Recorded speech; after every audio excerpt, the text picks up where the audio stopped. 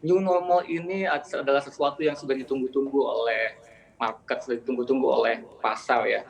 Suatu sentimen yang positif yang dapat membawa new beginning untuk pemulihan ekonomi Indonesia. Dengan adanya pelonggaran PSBB, roda ekonomi itu sudah dapat mulai berputar.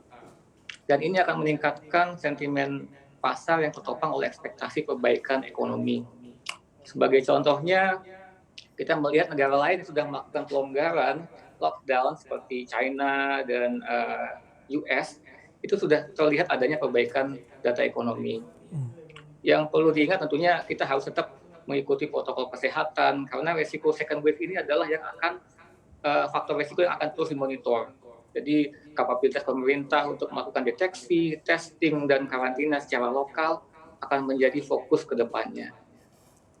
Baik, kalau kita berbicara mengenai dunia investasi masuk di masa normal baru ini, strategi kemudian kalau kita masih mencoba meng-encourage masyarakat berinvestasi, dari pengalaman Manulife sendiri, strategi seperti apa yang kini harus benar-benar bisa dimaksimalkan dan dioptimalkan? Karena situasinya sedikit berbeda dengan tahun-tahun sebelumnya.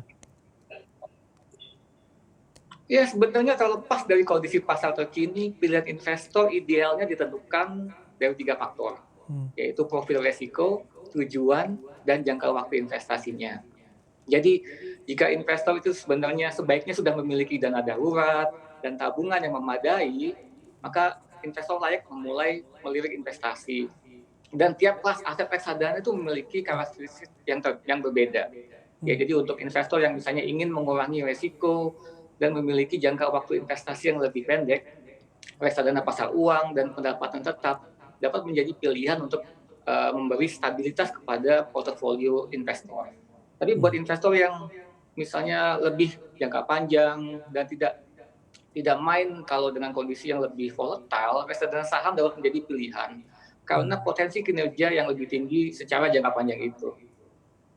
Baik, semuanya memang kembali ke profil resiko Pak Ezra. Tetapi dari pandangan kacamata dari Manulife sendiri, kira-kira kalau fase-fase di tengah pandemi, terkadang ada uncertainty tapi terkadang juga ada harapan, mana sih Pak yang terbaik bisa kita pegang untuk saat-saat konteks situasi seperti ini?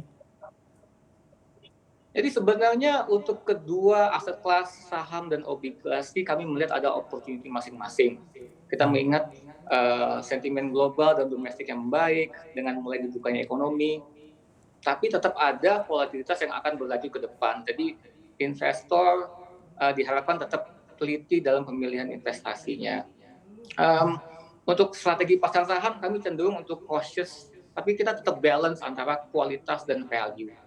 Dampak pandemi terhadap ekonomi itu masih berlangsung, bahkan di Q2 ini kita melihat kinerja emiten itu masih sulit untuk diprediksi kapan dapat sustain pemulihannya. Oleh karena itu kami tetap mengedepankan saham-saham yang relatif lebih defensif dan memiliki impact terbatas terhadap pelemahan ekonomi seperti sektor telco dan perbankan. Tapi kami juga menggabung portofolio kami juga dengan emiten-emiten yang dapat cepat berbalik arahnya pada saat recovery, contohnya seperti materials, energi, dan infra atau retail.